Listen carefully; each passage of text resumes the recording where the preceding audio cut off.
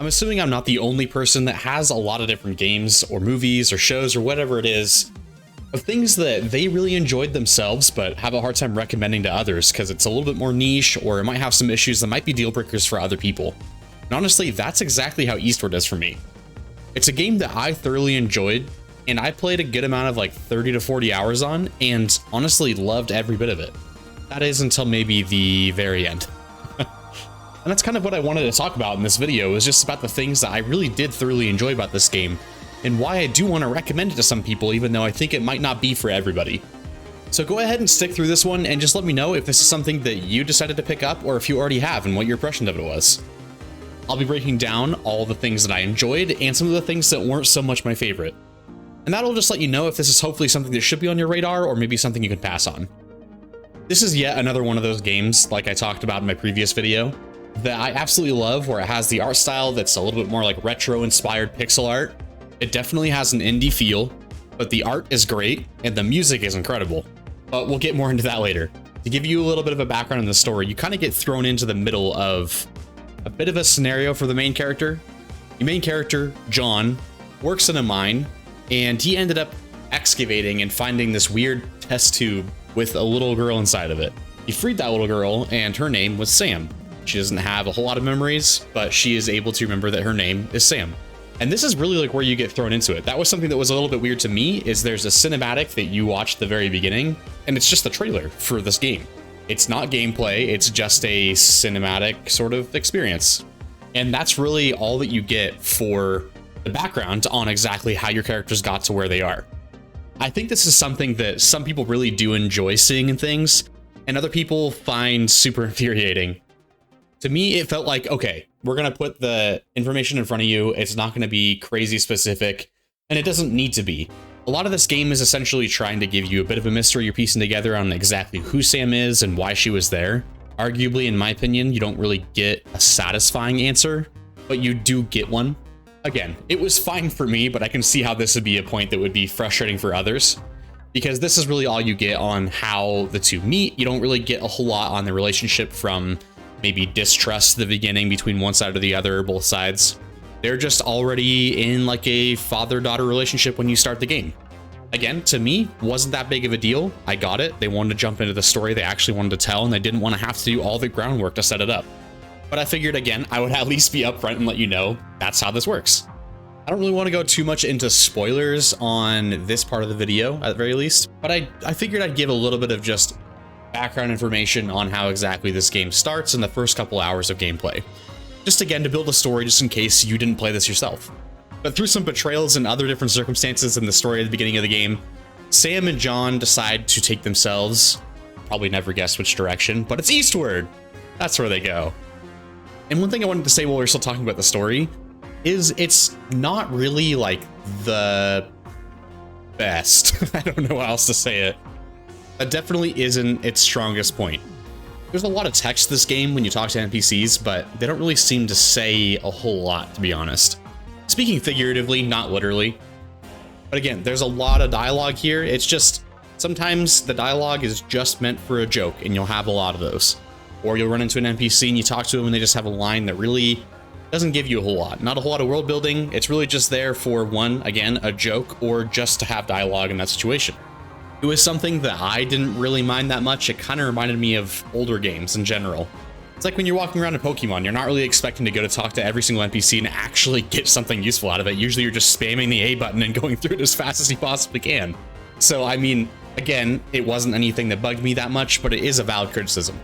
One thing I did enjoy about the story, though, is it does bring you to a lot of cool different places and different environments and different art to explore and different characters to see as well. This is one of the biggest things that kept me hooked, was just seeing where the story was going to literally take me in the next spot.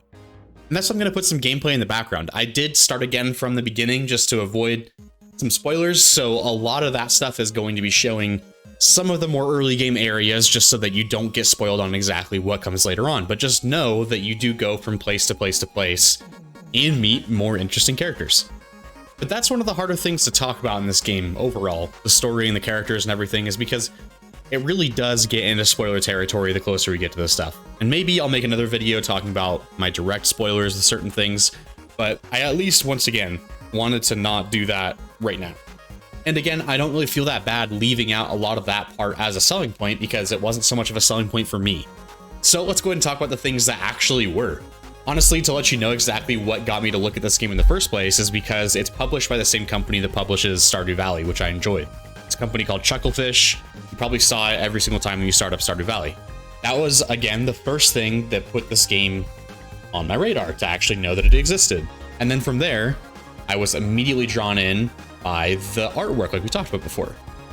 And honestly, the game is beautiful. The character designs are cool and enjoyable, and there really wasn't any two characters that I remember that really were exactly the same unless they were intentionally the same, like twins.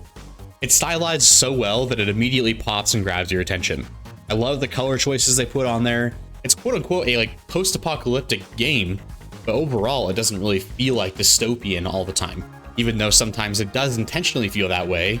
And you get that full tone and mood and saturation and all that shift to let you know exactly when that's supposed to feel that way. So again, I thought the visual storytelling and all that they were trying to speak with through the colors, the art, the characters, and their character designs was very effective for me at the very least. But honestly, one of the bigger things that I absolutely love about this game is the soundtrack. It's amazing. It's done by a guy, I believe his name is, I might butcher this, it's Joel Corelitz or Corelitz, I'm not sure which one. I'll put his name on the screen so you can see how it's spelled. But seriously, I listened to the soundtrack just on its own. It's great background music when you're working, studying, doing whatever. Honestly, I really love the soundtrack a lot. It is actually my favorite part of this entire game. So I definitely recommend going and listening to it, and I think that it hits even harder when you're playing the game and hearing this while you're playing. Almost like it was designed for that. I'll put some of the music in the background just because this video is actually talking about it. As far as I'm aware, that does not infringe on any copyright. And I'll put credit down below because, again, this guy did amazing work for this game. Honestly, these two things combined is really what carried this game for me, the art and the soundtrack.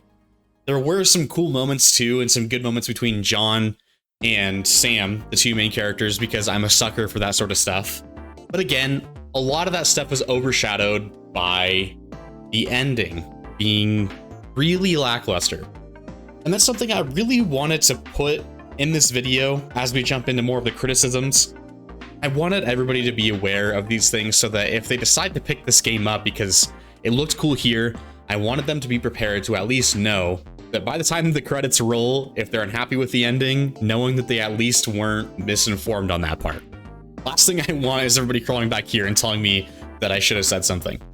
But again, one of the biggest things with the story in general is the fact that you're trying to find out exactly who Sam is.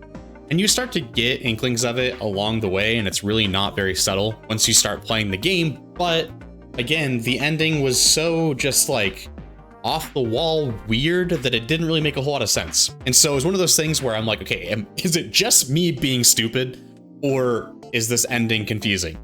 And so I went to the one source, the hive mind that could possibly give me the answer I was looking for to validate myself, where everyone has uniform opinions and agrees on the exact same thoughts on the same topic. So I went to Reddit, and I went to the subreddit for this game.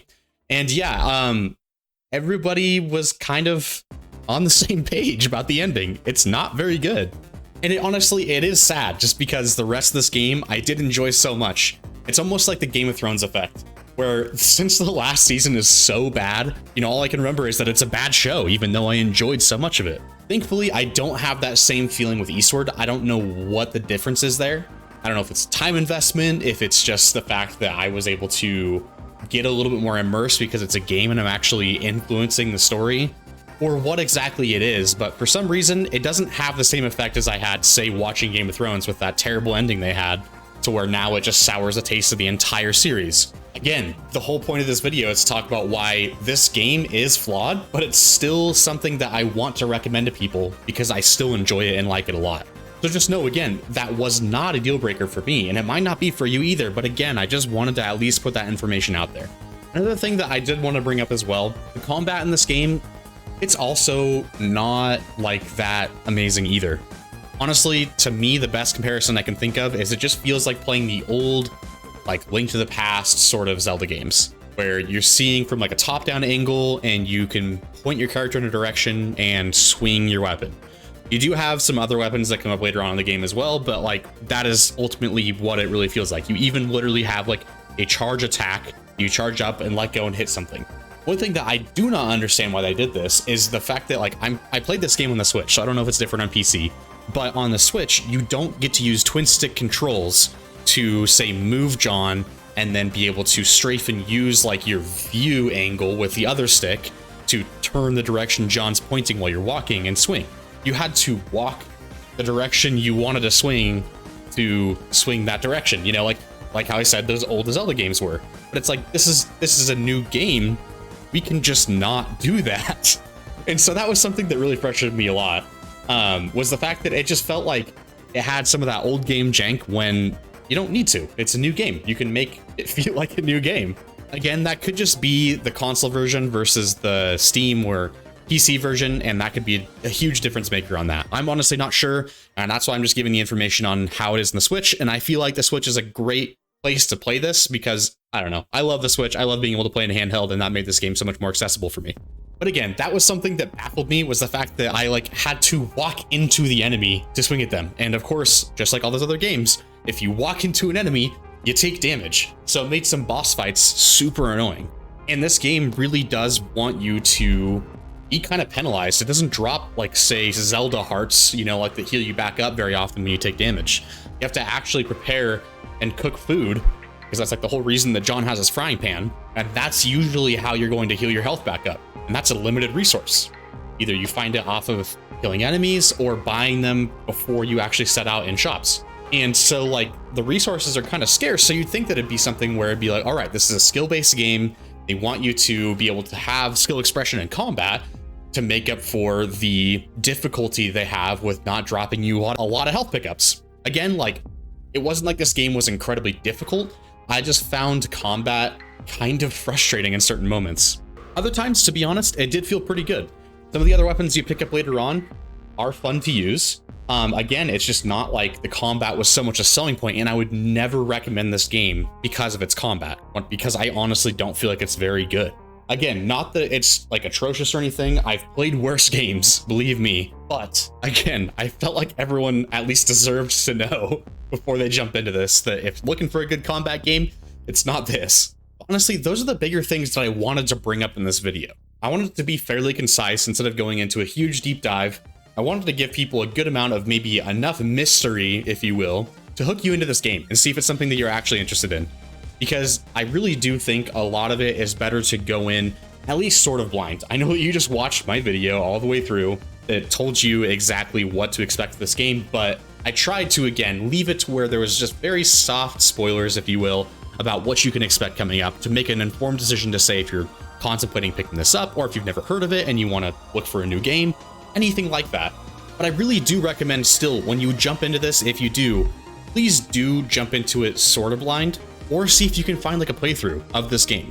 Honestly, I think that it's worth it to just experience what this game is all about. I think it's cool, and honestly, I hope to see more from the studio, and hopefully they'll flesh out a little bit more of like their story writing department and be able to match the quality they have for their art and their music to the story, because that would be an incredible game.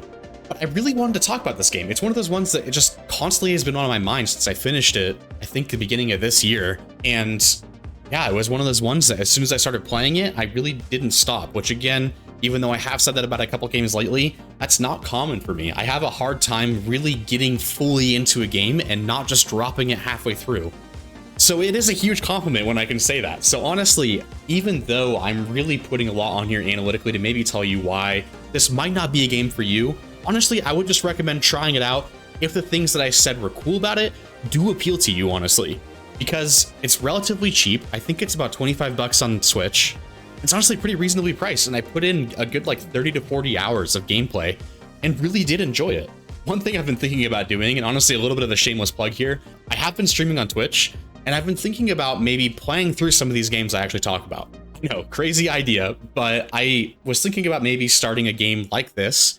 It's fairly easygoing, so I can interact with chat pretty well, and it's a game I've also played through before. But it at least gives that experience for other people to watch the game through if they'd like to and they don't want to spend the money on it. And I was honestly thinking of taking the VODs from the stream, cutting it up to get the highlights of the interesting moments, and putting that on YouTube as well for everybody else that can't catch the stream. So please let me know if that sounds like something that is interesting to you down in the comments below, or if you think it's a terrible idea. Honestly, just tell me something. And let me know too if this is a game that does sound interesting to you if you haven't played it yet, or if you have played it, let me know what you thought about the game as well down below. Did you agree, disagree? I'd love to talk about it, honestly. And while you're there, please leave a like. It helps the algorithm a lot with pushing this video to other people that might enjoy it. And go ahead and hit the subscribe button for more content. But that's everything I wanted to talk about in this video. So thanks for watching this one all the way through, and I'll see you in the next one.